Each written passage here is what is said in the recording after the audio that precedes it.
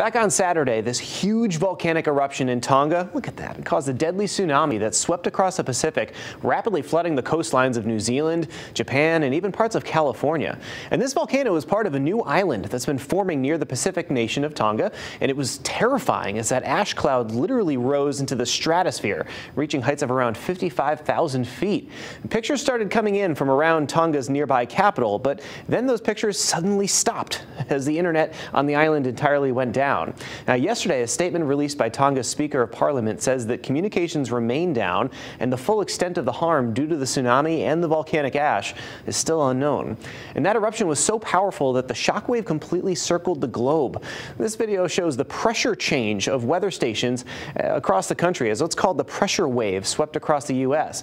And even here in Connecticut on Saturday night, the pressure rose rapidly before dipping down and then stabilizing. Twitter user CT Photos sent me that from their home weather station, that graph there showing the sharp rise and fall of barometric pressure as that pressure wave made its way through. And the sound from the blast was even heard by people in Alaska, nearly 6,000 miles away.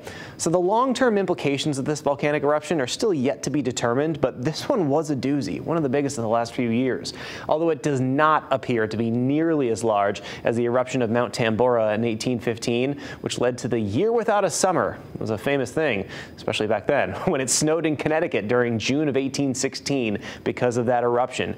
Hopefully that does not happen this year. There's no evidence to say it will, but we'll see. And of course, we'll keep you up to date every step of the way. I'm Dan Amaranti, Fox 61.